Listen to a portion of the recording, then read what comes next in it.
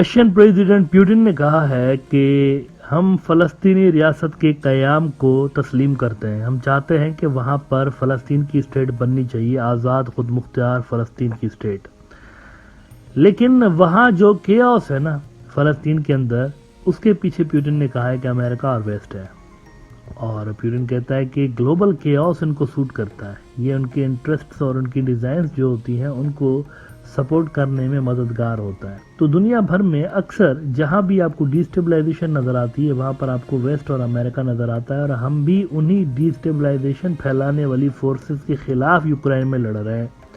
یہ پیوٹن نے ایک بڑا بیان دیا ہے. ان کے بیان کا ذرا یہ چند سیکنڈ کا حصہ ملاحظہ فرمائے جس میں وہ الگ انڈیپینڈنٹ فلسطینی ریاست کی بات کر رہے ہیں. Stipulated our position, declared our position, and it hasn't changed across the years. We stand for the establishment of the full-fledged Palestinian state. اچھا, یہاں ایک اور انٹرسٹنگ بات ہوئی کہ کوکاسس کے پاس ایک روسی علاقہ ہے داغستان کا.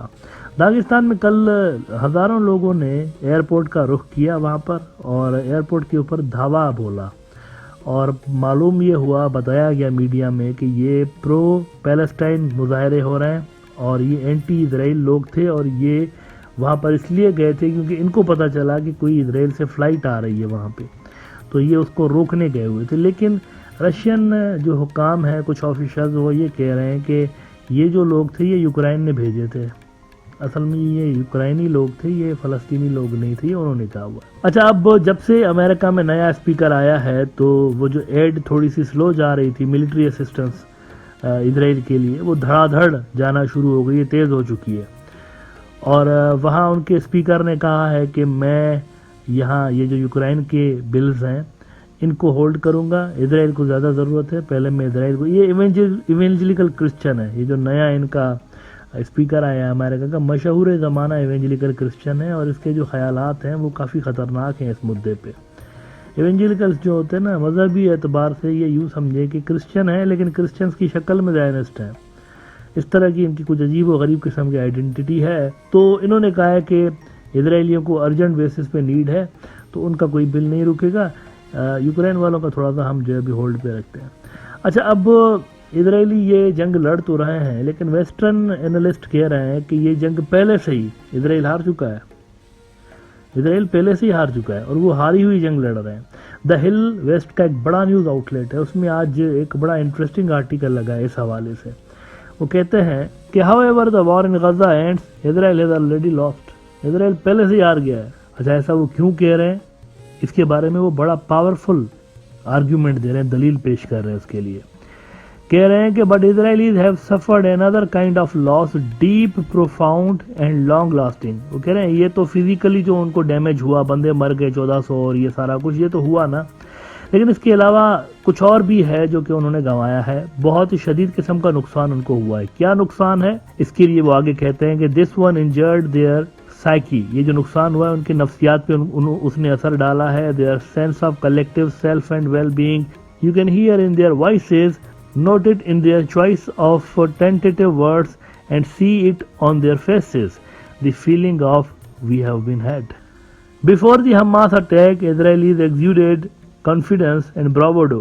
پہلے یہ بڑی بڑی باتیں کرتے رہتے تھے کہ ہم جو ہے وہ سیکیورٹی کے چیمپئن ہیں, ہم تو پولیس مین ہیں یہاں پر, اور ہمارے جیسا تو کوئی نہیں, ہم تو لیڈ کرتے ہیں جناب, ہم یہاں ٹیکنالوجی کے اندر دنیا میں لیڈ کرتے ہیں, سیکیورٹی ہماری نمبر 1, ہمارے ایکوپمنٹس کی ڈیمانڈ دنیا بھر میں, ہماری انٹیلیجنس ایجنسی سب سے بہترین نمبر 1. اور اسی بنیاد پہ وہ کہتے ہیں کہ they believed that a surprise war like the 1973 Yom Kippur war could not happen again, and that if it did, their army would nip it in the bud.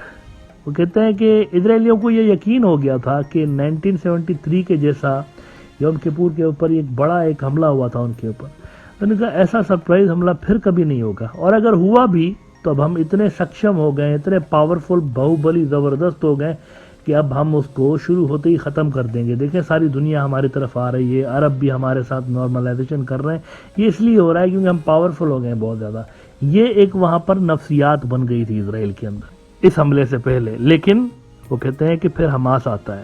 Then came the Hamas attack almost exactly 50 years later, sending the nation into a deep trauma the way Japan's surprise attack on US warship in Pearl Harbor instantly changed the American mindset. उन्होंने कहा इसके बाद इन्होंने हमला किया है और इस हमले ने बहुत कुछ बदला है, जहाँ पे तो वहाँ नफ्सियात भी बदली है, साइकोलॉजी, मेंटलिटी, सोचने का अंदाज भी बदल दिया है और इजरायलियों को इस हमले ने ये बावर कराया है कि वो कोई बहुत बड़ी चीज़ नहीं है। वो आज भी जैसे 50 साल पहले थे आज भी वैसे ही हैं सिक्योरिटी के एतबार से। 50 साल पहले भी जब यौम किपुर का हमला हुआ था तो इनको पता नहीं चला था, उस वक्त भी ये अमेरिका के ऊपर डिपेंडेंट। आज भी जब हमास का हमला हुआ है तो ये अमेरिका की तरफ देख रहे हैं कि अमेरिका आएगा, अमेरिका कुछ देगा तो हम अपनी मदद आप करेंगे, अदरवाइज हमास एक देखें, हमास आर्मी नहीं है। अगेन मैं आपको बता रहा हूँ, ये आर्मी नहीं है, ये एक ग्रुप है जिसकी पॉलिटिकल विंग है और उसकी मिलिटेंट विंग है। इसकी पॉलिटिकल विंग बाज़ाब्ता इलेक्ट होती है, इलेक्शन होता है गजा के अंदर, ये जीतते हैं वहाँ पर। महमूद अब्बास वाला हार गया था लास्ट टाइम, ये जीत गए थे, वोट बैंक के जरिए जीत गए थे। वेस्ट बैंक के अंदर भी इनकी बड़ी तादाद में सपोर्ट मौजूद है। वेस्ट बैंक के अंदर इलेक्शंस को डिले किया गया है, डिले इसलिए किया गया है वेस्ट बैंक में इलेक्शंस को क्योंकि अगर वहाँ इलेक्शंस होंगे तो ये जीत जाएंगे। वहाँ पर भी इस चीज़ का खदशा है, इस चीज़ का खतरा है और बहुत सारे जो पावर कॉरिडोर्स हैं वो नहीं चाहते कि सॉफ्ट किस्म का महमूद अब्बास, क्योंकि महमूद अब्बास की जो पावर है ना वो पॉलिटिकल पावर है। महमूद अब्बास को मिलिटेंट स्ट्रगल पे इस वक्त आप उनको नहीं देखें। गजा वालों के पास तो ये है ना हमास, वेस्ट बंगाल वालों के पास कुछ भी नहीं है इस तरह का। तो ये एक हार्मलेस किस्म का लीडर है, इसका यहाँ से जाना पावर से ये काफियों को सूट नहीं भी करता। लेकिन having said that, Mahmood Abbas की एक स्ट्रगल ज़रूर है। महमूद अब्बास का अगर आप पास्ट देखते हैं तो महमूद अब्बास ने फ़लस्तीन की आज़ादी के हवाले से बहुत बड़े बड़े काम ज़रूर किए हुए हैं, बड़ी कोशिशें की हुई हैं इसने भी। लेकिन इस वक्त जो है ना, नौजवान जो नस्ल है इनकी फ़लस्तीनियों की, उन्होंने इतने जनाजे उठाए हैं, इतने जनाजे उठाए हैं कि अब वो मतलब तंग आ गए एक तरह से। इसीलिए वहाँ पर हमास जो है ना, वो जो कि बात करती है मिलिटेंट स्ट्रगल की कि भाई लातों के भूत बातों से नहीं मानते, तो जैसे ये हैं उनको वैसे ही जवाब देना चाहिए, इस तरह की आइडियोलॉजी है। तो ये ज़्यादा पॉपुलैरिटी गेन कर रही है।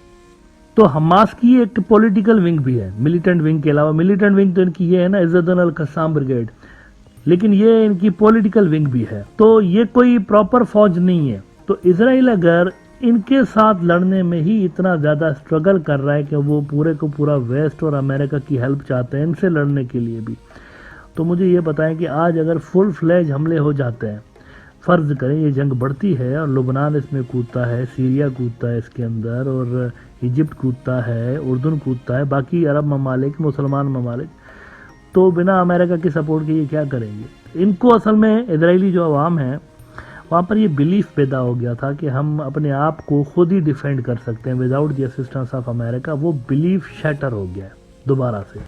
तो ये बड़ी असल में साइकोलॉजिकल चोट है और वेस्टर्न एनालिस्ट समझते हैं कि असल जो लॉस हुआ है ना इजराइल का, वो यहाँ पे हुआ, यहाँ पे वो जंग हार चुके हैं।